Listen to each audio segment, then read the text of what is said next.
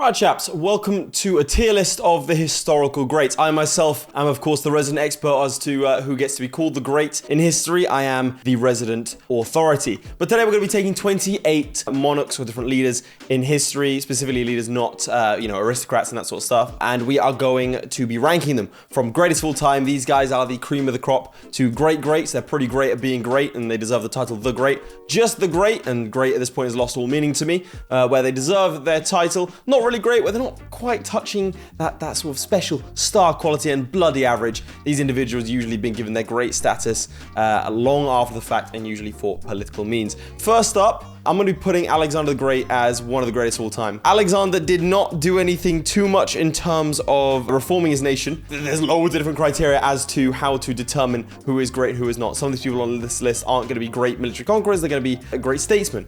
But Alexander the Great conquering the Persian Empire, he's got to be the greatest of all time. One of, at least, the greatest of all time because of that military exploit. But yeah, if you take a look at this map, obviously marching around the entirety of the Persian Empire and conquering all of it is pretty bloody impressive. Obviously an incredibly egotistical individual. Alexander the Great, going stretching from the Mediterranean to India, and I will be wary of what I say because there is a small community on YouTube of Indian patriots who did not like the idea that Alexander invaded India. I made it really so short, but there was a decent chunk of individuals from India that were very upset. But yeah, a lot of misinformation on that side of things. I'll hopefully include some screenshots or comments because that was wild. Alfred the Great is one of two the greats in English history, the other one being this one here, Cnut. And Alfred the Great, in my opinion, is a bloody average great. The reason I say this is because in my opinion, Alfred very nearly lost everything, which is fine. You can do that as a great, but he didn't have the impact that I think is attributed to him. I think that he was given the great in the 16th century, and I think that is more of a political and cultural decision than an actual acknowledgement. Could be very wrong here. As far as I'm aware, he wasn't called the great at his time. He did lay the foundations for the English state, which does go wonders, but people then forget about his successors, who in my opinion did more to shore up the identity of England in terms of defending against a joint invasion from the Irish, the Scottish, and I think Strathclyde, which resulted in England being united in terms of its continuity, which I think is more important than actual Alfred did, which may ruffle some feathers, especially if I put Cnut in the Great. Cnut is a similar thing to Alfred, where his legacy didn't last on, whereas England is attributed to Alfred. The North Sea Empire was split up because of Cnut's actions. So for those who don't know, Cnut the Great was a ruler of Denmark, Norway, and England, and proceeded to unite those regions in something that could have been called the North Sea Empire. The realm was then split between his sons because that was the customary thing in the time, and the realm would divide. And this is also why I think Alfred the Great's contributions are a little bit more oversold. There's this idea of okay, finally England for the English. The Anglo-Saxons have control of England. I want Britain to be back British. And then Cnut comes in and just conquers everything. It sets up the whole 1066 thing and the Norman invasions. It sets up a lot of different things, and it is sort of a peak period of economic activity in the North Sea. He started with about 10,000 troops, didn't have any kingdoms under his name, conquered England, conquered Denmark, and then conquered Norway, and also parts of Sweden. I'm going to have my own biases towards potentially some more military conquest-y side of things, because it's more an obvious way of measuring power, I think. Next up, we have Peter the Great, and I'm going to chuck him initially here. That might get shuffled around later, but he had a nice mix of everything. Victories in the Great Northern War, secured a warm water port, which was very important. But more importantly to Russia was he set up the foundation of the Russian Empire, which styled himself as an emperor, I believe. A lot of the institutions that would exist thereafter that would make Russia a threat would be because of him, this period of westernization. Several Russian rulers had tried to change the system and had horrifically failed. And this is an example of an individual who was incredibly successful in that regard, thereby sort of thrust Russia into the main stage of European politics. Plus, he was huge. Man was 6'8". Not that, individual stature matters in terms of the greatness, but it doesn't hurt. He was also an incredibly opportunistic individual, launching expeditions against everyone that he thought was weak, including the Persian Empire at the time, and would set up the whole concept of the Great Game. With Peter, you should start to see a theme of him setting up conflicts and Russian concepts like warm water ports, dominance in terms of Iran, contesting the British in India through the Great Game, as it was called. And I mean, we'd still see those influences to this day. So yeah, as greats go, a pretty great. And again, with all of these kings and emperors, there's always going to be individuals behind them. I'm sort of treating their reign as a whole. Obviously, if it was wholly dependent on other people, then yeah, that's going to be marks against them. Something you'll start to notice with this list is it is incredibly Eurocentric. There are no, for example, Muslim or Arab rulers on this list. There's one Hawaiian king, and that's because if this video does well, I'd kind of want to do the different spheres of the world, you know, sub-Saharan African kings, Muslim kings, Arab kings, Indian kings. So yeah, if you like that idea, then do put it in the comments down below, and I'll go through some different areas. But sticking with the region of Russia in general, we have, I always mispronounce this man's name, like Mstislav. Dude has like 3 consonants to start off his name. So not as well known as the previous one, so I'll give you a brief rundown of this individual. He was the Grand Prince of Kiev in the 12th century. And the only reason I even tangentially know about this guy is because he was featured in the Norse sagas. Now, in my opinion, this guy was called the Great mainly for his contributions to Christianity. Interestingly, he was related to both Harold Godwinson and also William Normandy. Not really relevant to his great status, but interesting nonetheless how people are massively interconnected. I think the interesting thing about Mstislav is the fact that when he dies, Rus basically collapses. Like, he was the only person to be able to keep it together. It seems like it was an incredibly hard kingdom to keep together.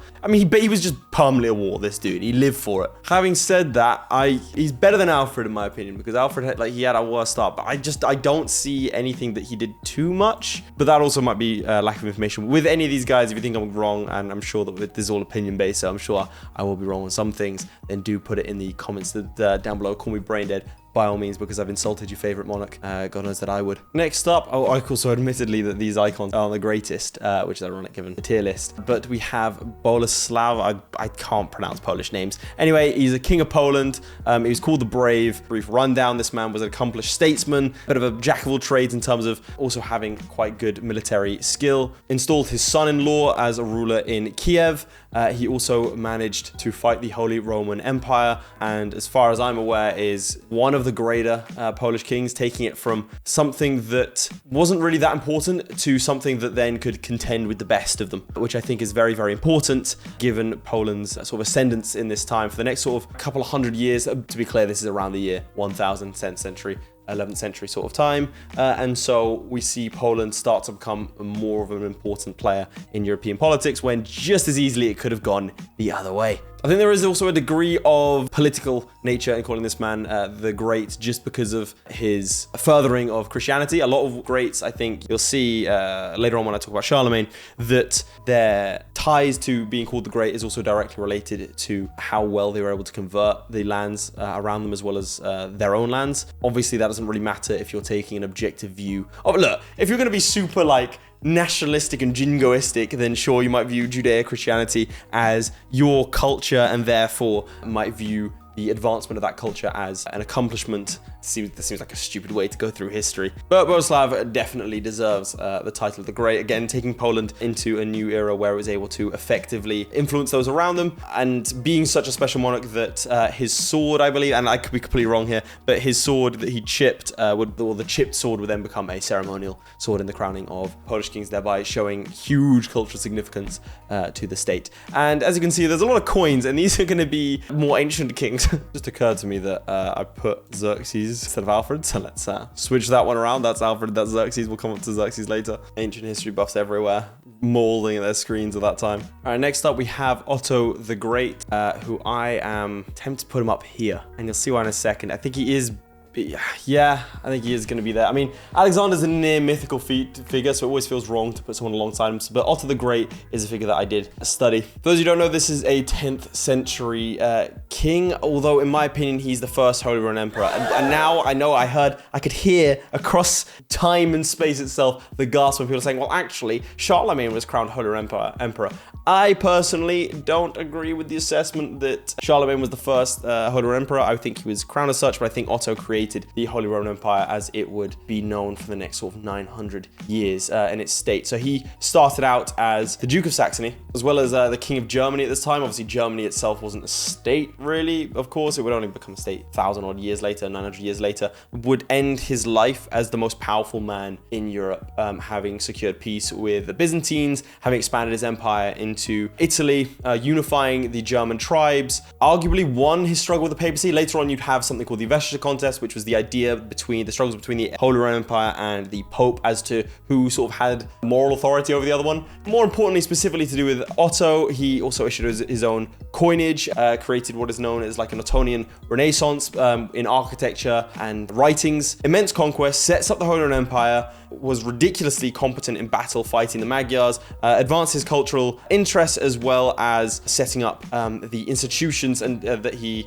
inherited, developing them further to set up a system that would, I suppose, last throughout the ages. The only criticism that Otto widely receives is that he expanded so far, he was so successful in expanding his political and advancing his military aims, such that the system that came after him, he expanded too quickly, was forced into the weird state that was the Holy Roman Empire. If he hadn't expanded so far, there's the potential that it could have been consolidated into a more traditional state and ruled as such, but because it was such a large, disparate, disunited empire, it was forced to then be ruled over the way that it was. He finished off by reconciling the idea of this Holy Roman Empire and the Byzantine Empire. They fought war and then was able to resolve that peacefully as well. So pretty much all the hallmarks of a great, and I'm now feeling, now that I've gone through it in my head, I think greatest of all time is a sufficient way to term him. If you're going to point to single individuals with the most amount of impact in modern Europe, then that is by far and away one of the most important ones. Up there with guys like Charlemagne, although you might not like what I say about Charlemagne. Let's move on to Theodoric. Let me double check. It's hard when the faces are on coins. I don't know people from coins. Okay, so Theodoric exists within the 5th and 6th centuries, and it's a period of decline, obviously, for the Western Roman Empire. The Eastern Roman Empire is still finding its feet as well. You have more tribesmen than anything else, roaming around, raiding, doing all that good stuff. And the impressive thing about Theodoric is his story really reads like an epic novel than anything else. I think with other rulers you have, for example, Otto, born into a kingdom, is always going to be a king and this sort of thing. Theodoric is just the son of a noble and would end up as essentially a Western Roman emperor. Not that he would ever take that title, and was, I believe, recognized as such with regalia from the Eastern Roman Empire. But to be clear, this wasn't like a relationship of friendliness. Theodoric would regularly raid the Roman Empire, also besieged the capital itself. The emperor would then try and get outside forces trying to defeat Theodoric, who he then, obviously defeated. But needing a place for the Ostrogoths to live, he then goes and attacks King of Italy, who was also not on the best terms with the Byzantine Emperor, and so the Byzantine Emperor pushes Theodoric to do so, and he goes ahead and conquers him. He ended up killing the previous king and all the noblemen at a banquet. So think Red Wedding sort of style, but banquet and Red Banquet. I don't really have the same ring to it, does it? Bear in mind, he only has like 40,000 tribesmen, to be clear. That's something else that I think is important to note when ranking how good of a great he is. He only had 40,000 tribesmen, didn't want to spread them out everywhere, but still with that managed to conquer basically half of Spain, all of Italy, part of the Balkans, and exacted tribute and extended influence over North Africa and various Mediterranean islands, as well as deep into what is essentially going to become Burgundy later on. And most interestingly to me, he was all about preserving ancient monuments, and he's going to be one of the reasons why we have, amongst many successive kings, why we have such beautiful monuments and such to this day. So because of that, I think I'm going to put him in the great category. I don't know if he's a great. I'm tempted though, just because of how little he started with.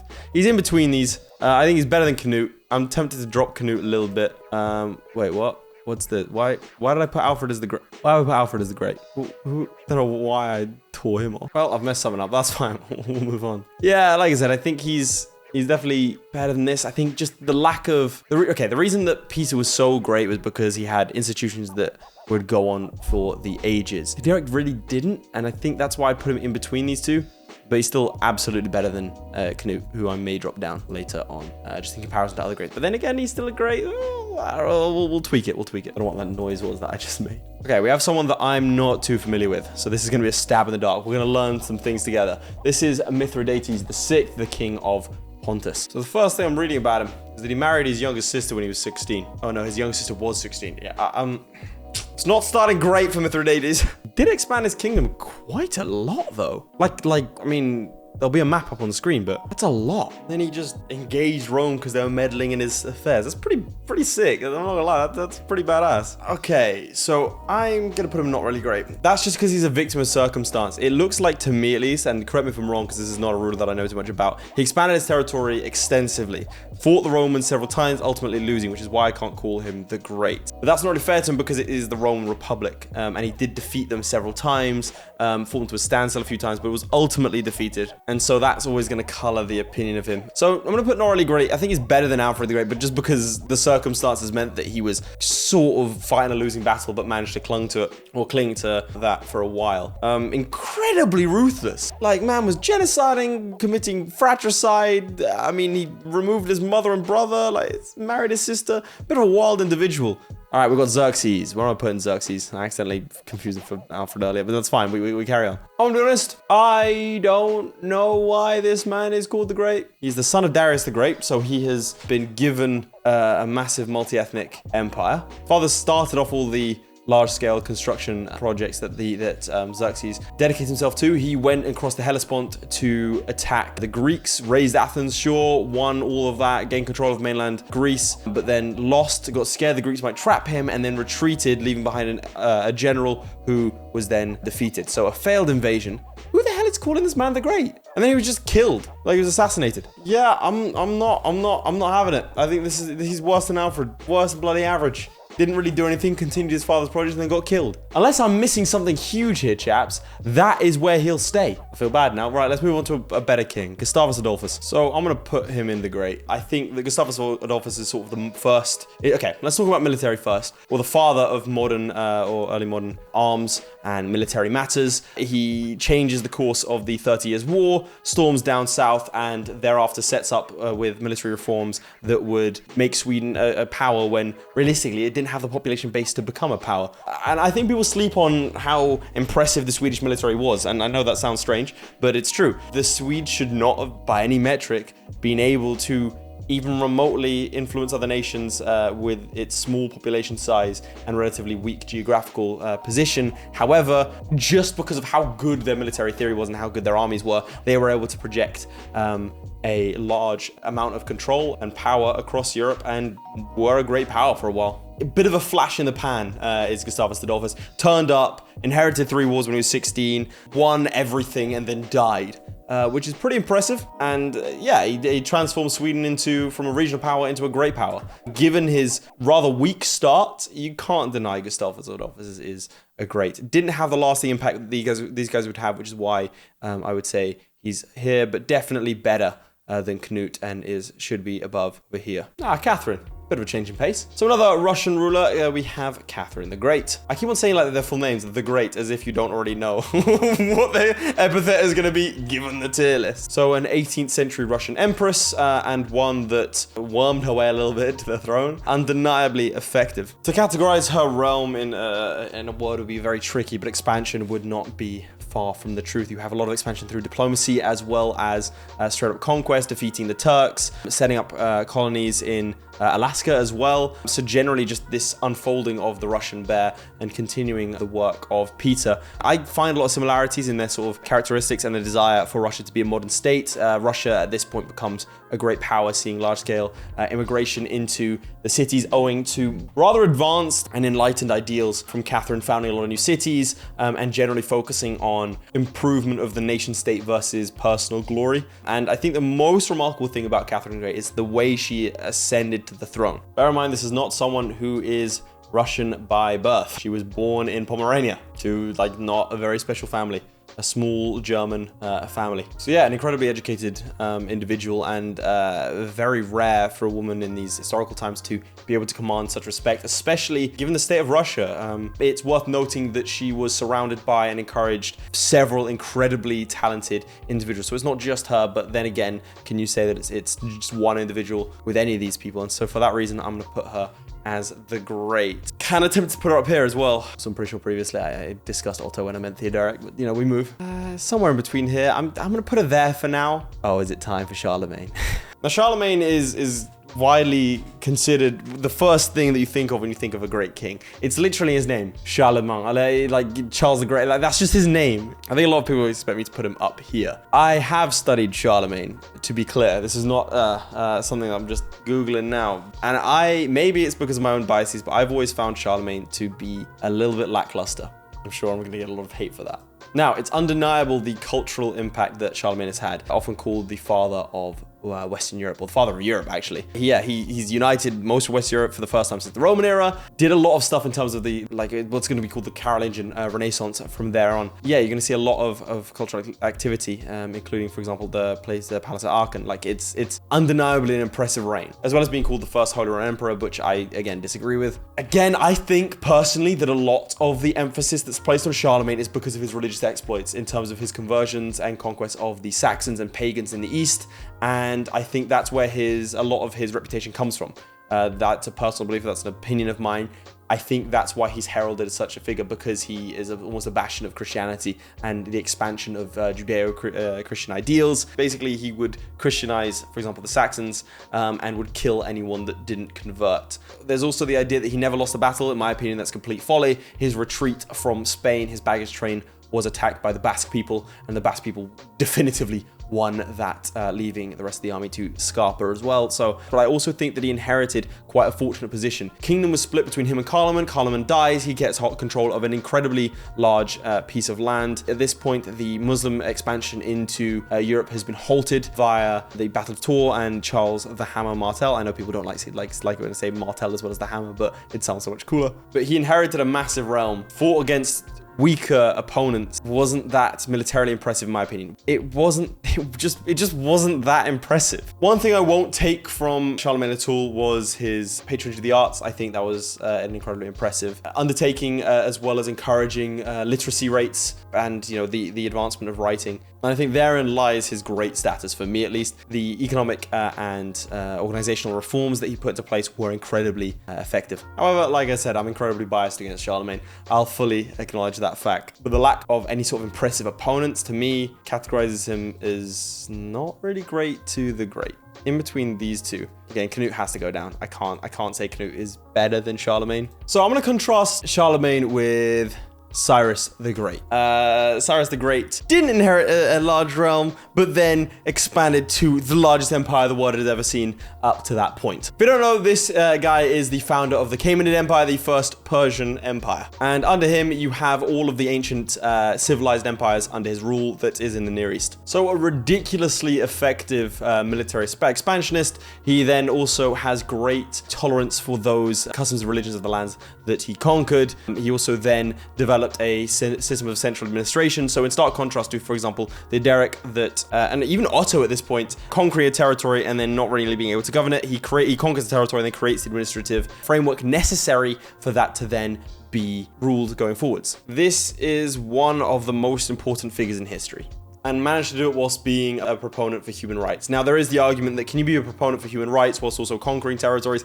Bit of a paradox, but if we judge it based on the time and indeed the next sort of 2,500 years of history, there are people that are alive today, or conquerors that were alive 200 years ago, that had less respect for human rights than this guy did. And I think that's definitely worth noting in this regard. So one way in which I'd rank the greats is the successors. I think that's one of the reasons why I've dropped Cnut down a level, is because the ability of the successors to carry on and utilize the framework of, I suppose, their parents, what they did. So the son of Cyrus the Great was then able to go and conquer Egypt and Nubia because he inherited what is essentially a stable realm that he could then take forward and progress. Like, well, I mean, he's better than Alexander. Realistically, I think he needs his own category. He really does. Cyrus is definitively the greatest of greats. Better than these two, because these two, administration that they left behind was left wanting. I mean, Alexander, there was no administration. Alexander's just there because of insane military exploits. But if you look at the map of Cyrus the Great, you could argue that he did a similar thing as Alexander. The reason that he's not as well known in terms of common, I'm going to say something controversial, chaps, in terms of everyday knowledge, everyone knows who Alexander the Great is. Not everyone knows who Cyrus the Great is, and I would say that's because Cyrus the Great comes from Persia or modern-day Iran, and Alexander is from Greece, chaps. That's it. I really think that's the case. Oh, and that's another thing, even more impressive. Cyrus the Great, when he adopted the throne, he wasn't even an independent ruler. He was, there was an overlord over him. I think it's at this point a good time to go into Darius. Now, Darius, for me, is Cyrus, but light. And what I mean by that is he did similar things in terms of reorganizing administration, making it more effective, but it's never going to be as impressive as the first guy who did it. He would then also expand the Achaemenid Empire, ruling it at its territorial peak, thereby, I mean, you got to give him some props for that. But the satrapic way of doing things, so dividing things into satrapies, as well as introducing a new coinage, is pretty effective. Also, road building. Love to build roads, meaning that you have a more centralized and unified state, and would begin all of these different projects that his son Xerxes, who we've established is not a great, would then go and complete. So a pretty effective ruler. Did lose the Battle of Marathon, but did expand, conquering Macedon, Naxos, and a lot of different other Greek cities. At that point, if you're part of the Achaemenid Empire, you're looking around for more civilized people to conquer, because you're looking around left and right, and they're like, well, I did that one. Who else has a city that I can walk into? Which is pretty impressive. So yeah, we'll check him up there because he's more centralized, a state. His son then inherits a stable state, and is apparently able to leech off him to become the Great, even though I completely disagree with that. But back to Europe, we have Frederick the Great. So Prussia is an interesting state at this point because you have successive kings that are really effective. I would say 4 kings that are really effective, and Frederick is one of those, transforming Prussia from sort of a second-rate power into what would then become Germany later on. Frederick, you have this duality that I love to see in the Greats of military genius, I suppose, at the same time as being a bit of a cultural icon. I suppose his values, according to the enlightened absolutism sort of stance, which is the idea that king should be a servant of the state. And I think he definitely embodied that idea. He also has an overhaul of the judicial system, making it more meritocratic and able for people of lower class to then rise up through those ranks. And he did all that whilst being gay, which is actually quite impressive. I think it was the Ottoman ruler sent him because apparently Frederick liked tall men, sent him a contingent of really tall soldiers. So when you've got the Muslim ruler of the Ottoman sending you hot dudes because you're that influential, hey, you gotta be some sort of great, right? And I'm gonna pop him up here. I think he has the hallmarks of a great to contend with a more powerful state, successfully beat them, makes large amounts of reforms, and also focus on things that weren't just military. I'm bringing Catherine down. I don't think Catherine was better than Frederick the Great. Yeah, I'm more happy with that. I think the main reason I put Catherine in the category above is because of the circumstances in which she came to power, which doesn't necessarily make her the great, otherwise Mithridates should be a lot higher. Okay, next up we have Valentinian the First, a 4th century Roman Empire. We have a standard Roman Empire in terms of expanding. So I think the impressive thing about Valentinian is you have this thing called the Great Conspiracy, which is essentially a lot of different tribes across the empire. The Franks, the Saxons, the Picts, the Scots, various other British tribes. They're all invading and raiding at the same time. And I think a lesser man would have lost control of Britain at this point, certainly. I have to say, I'm not well versed in Valentinian. I've included him because I wanted a bit of a variety of individuals in Western Europe. I don't know, man. It doesn't feel like he's too great. I would argue Mithridates is better than him. You just have the Roman apparatus doing what it's meant to do, and he is at its head. I think a lot of, you got Theodosius, which is his military general, and he goes ahead and does what his emperor has told him to. It's just not that, he says, sitting in front of a computer, it's just not that impressive. More impressive than this lot down here, but I would say similar shades to, Mstislav, who holds together the Rus by force of personality. Yeah, I'd imagine it's sort of a similar thing. Let me know if I'm wrong. Right, here we have the only sort of apart from, I suppose, Genghis Khan, the non-European or Middle Eastern ruler. We have Kamehameha, the guy, I have no idea how to pronounce that, but the guy who unifies the Hawaiian Islands and essentially creates the kingdom of Hawaii. It's an individual born in the 18th century, and his reign is in the, 19th century. And I suppose he's called the Great, in my opinion at least, because of the comparison to all previous rulers. He's the only one that's actually been able to unify the island states, which in of itself is impressive. I'm going to pop him in here. Again, not really great. He's great within the context of Hawaiian kings, not within the context of all history and these other historical rulers. I can't call him average because there's no expectation that he could exceed what he did given his own, like, he's not going to go and like conquer New Zealand, which is technically part of the prophecy that he fulfilled. I would highly recommend going and looking that up. I think Hawaiian history is something that's not really well discussed, and it's certainly not something that I'm well versed in, but it's something I'm interested in. I've read a little bit about it, and it's a culture and a history that mixes mysticism and history really nicely in quite a beautiful blend. Yeah, very, very different cultural experience. But like I said, if he'd gone and conquered New Zealand, then yeah, man's going up high. But after a brief foray outside of Europe, we nip back in with Stefan. That's right, all the Serbians in the comments are going mental. This was a Serbian king in the 13th century, and certainly one of the most important rulers, setting up the foundations for the Serbian Empire.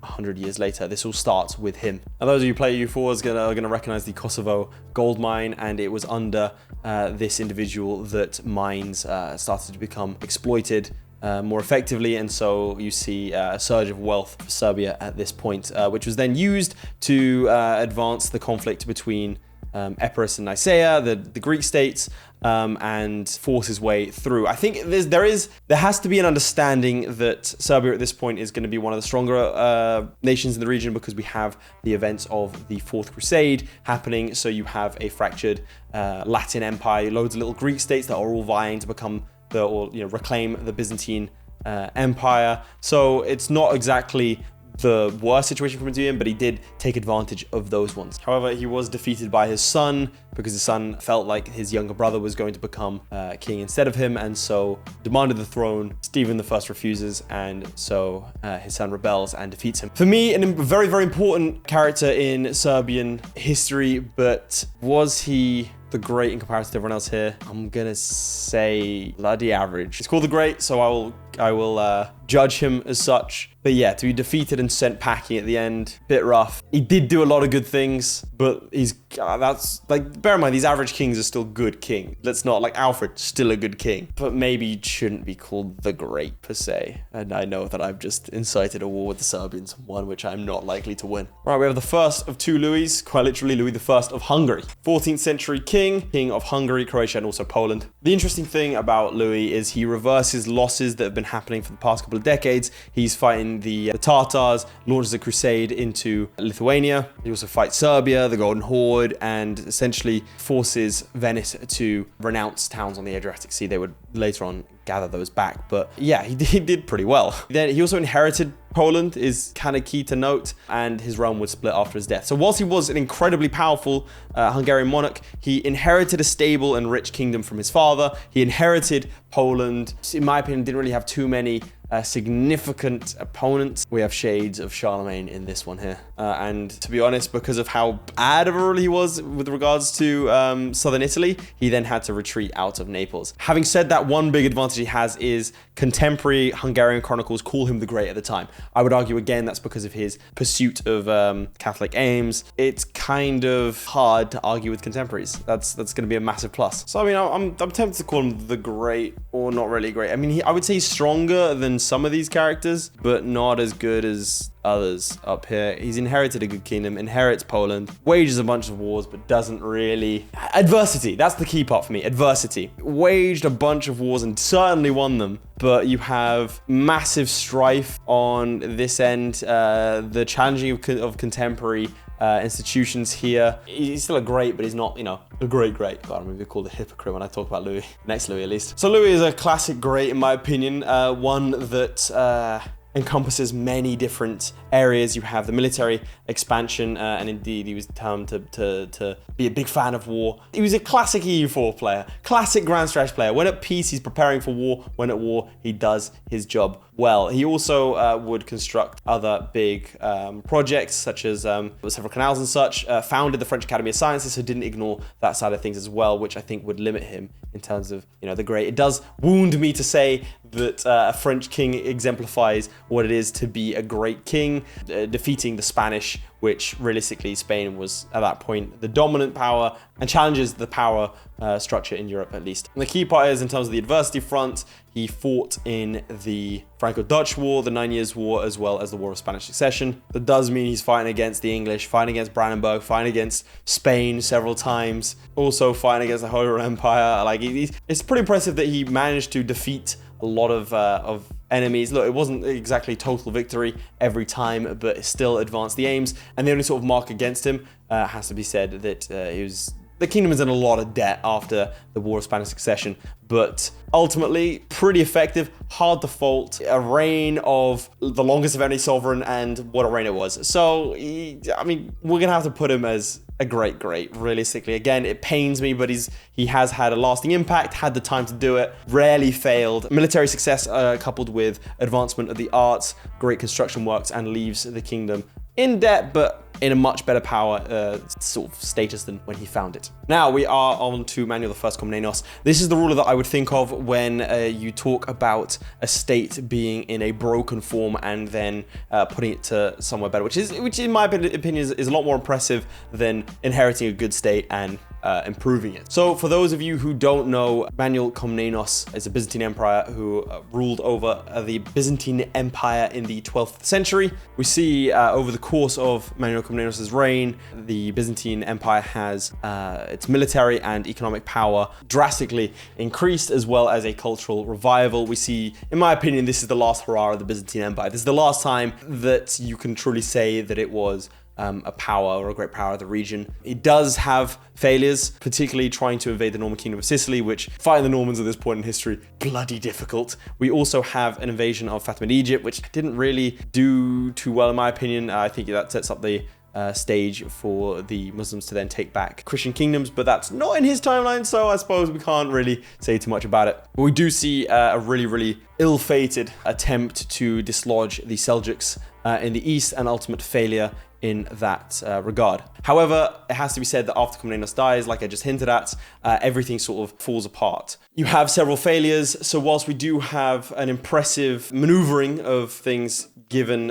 what he had to work with, I would still say that Manuel Comnenus is, I know, a bit of a subversion there when I built it up, but what I want to categorize with this is that it's more important to build something than inherit something, and I think in that regard he has to be put on the great list as a great, again, given the limited resources. But the sharp decline and the questionable decisions that he made in terms of the Seljuks can't really put him anywhere in terms of the great. But he did advance things in terms of cultural literary, in a literary fashion. I think I'm not comfortable enough with Manuel's history to say that it was his fault that the Byzantines then decline afterwards. I don't really know too much about that side of things. Maybe you can let me know in the comments below. But we go to the next one, Justinian, who undoubtedly is Comnenus plus, should we say. I don't know if you've noticed, I've been pairing these kinds of things together on purpose. Justinian is everything that Comnenus wished he would be. So I'm sure that most of you will know who Justinian is, but in case you didn't, he's a Byzantine emperor from the 6th century, and the key part is that he did several things. Firstly, you have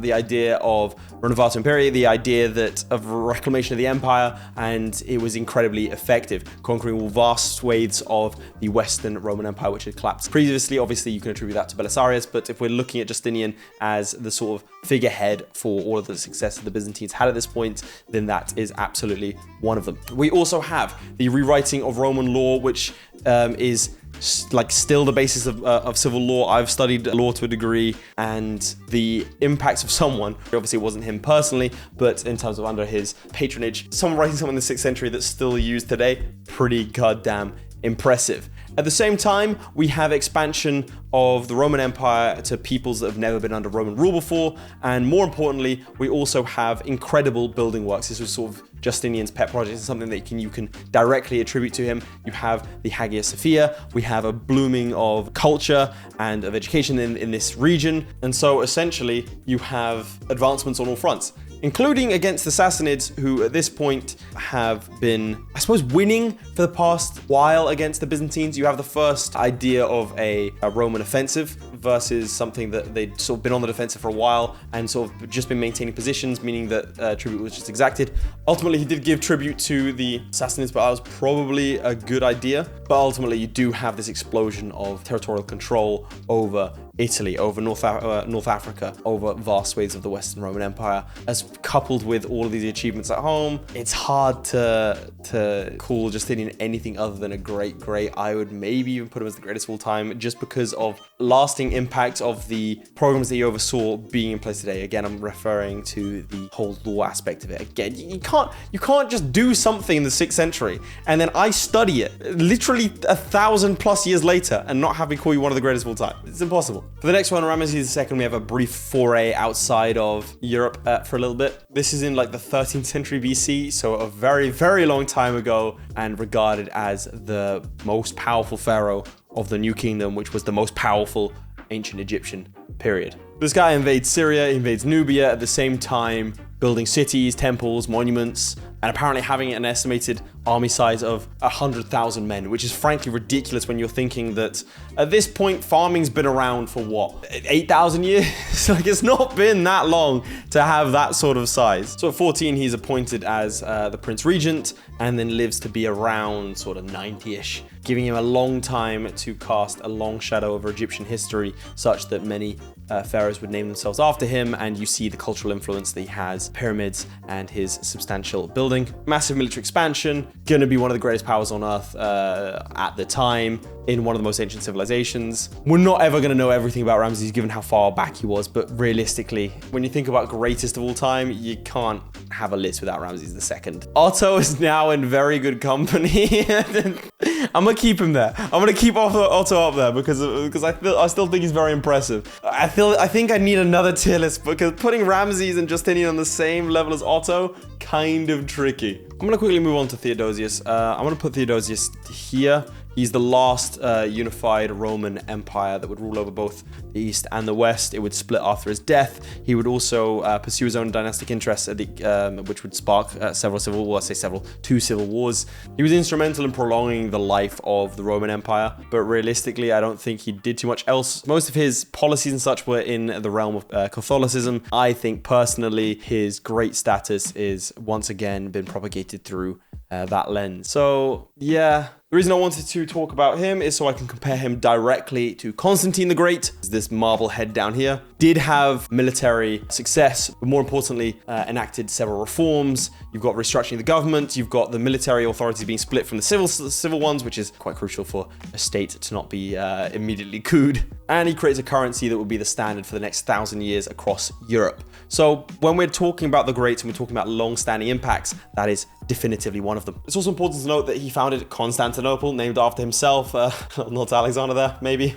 And it's worth noting that that city would then also have a legacy. So with Constantine, you have this idea of legacy. He's the first Roman emperor to switch to Christianity, and such. You have a long-standing impact, and that I think is the key part that separates, for example, him and Theodosius, is this idea of reform and these long-standing changes that would stand the test of time. However, so a running theme with these kinds of the greats, personally believe that he's been positively reinforced by the idea that he is the first Christian Roman emperor. We have also his mother is a saint as well. Well, is canonized as a saint, discovers nails and the true cross. I think the list of people who have discovered parts of the true cross is probably longer than the list of the great, so we won't really go into that in the whole canonization thing.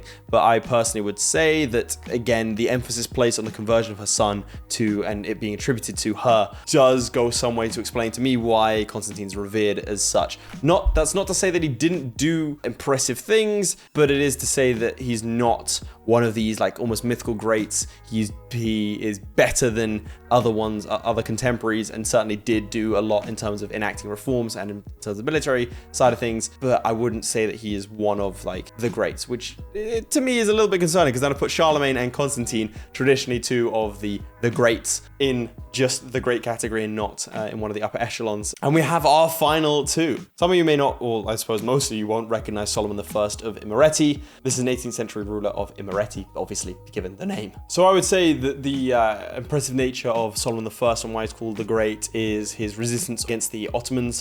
For example, you have the butcher this name, the Battle of Crilly, something like that, where you have 55,000 Ottomans versus 16,000 Imereti troops, and you have a Georgian victory there, suffering few casualties, whereas the Ottomans lost huge swathes of territory. I said Crilly and then my phone thought I said Siri. That's amusing. But like I said, that is a nice little case study of why Solomon is revered and is why he's called the Great. But he did achieve independence against the Ottomans, and the key part is he did it without support from other great powers, which is ridiculous. That's the key part. Other Eastern European nations that were conquered by the Ottomans that got their independence usually did it through alliances, usually did it through outside support. He had a tiny army, rallied the nobles around him, wanted to stop slavery, was able to secure Imereti independence against the Ottoman Empire. So yeah, a fairly impressive ruler that is definitely deserving of the name the Great. I'm even tempted to put him up there. I don't know too much about his governance style, which is what is precluding me from putting him up here, but ultimately, if you secure independence against a much superior nation in terms of size and stature, and also do it whilst through defeating an army 5 times your size, and maintain your independence with no outside help, that's pretty impressive. Definitely hovering between these two. Finally, we have Genghis Khan, who is absolutely going into that territory from nothing to found one of the largest empires of all time. Tempted to put him the greatest of all time just because of the influence. You know what? I'm gonna put him there. I'm actually pretty happy with that lineup. The only sort of questions I have is Otto in this category here. I'm not feeling too good about him. Solomon might have to go down as well, but still very, very impressive for his size. Otherwise, I think I'm pretty happy with that. Would be interested to hear your thoughts. I'm sure that I've ruffled more than a few feathers. So do let me know in the comments if I've made a mistake. Also, please do correct anything that I've said if it's wrong. I'm not claiming to be a historian here. I'm just trying to give a light insight into any of these figures. So if you find something interesting, please do make sure to go and check out all of these really, really interesting figures. I've had a blast researching them all. Otherwise, if you want to see another one, maybe less European focus, we had like non-Europeans in there as well, but maybe a sub-Saharan African one, maybe a New World one, maybe a Chinese one, or an East Asian one, Indian one could be cool as well. So yeah, let me know of any of that sort of stuff in the comments down below. Otherwise, please do make sure to like and subscribe. It really does help me out, and I will see you all next time. Goodbye. Huge shout out to my Patreons. Most importantly, Redguard76, Lewis Wright, Ryan B, Atreides, Blenderman, Crilly, Ghostwolf, JadeOut52, Xiaomi, Luke, Matthew McHugh, Mike473, Mikey Lewis, Original, Shadow Singer, and Tom. Your support means a lot, guys. Whilst you're here, why not watch another video? I mean, it's right there. Just click on it.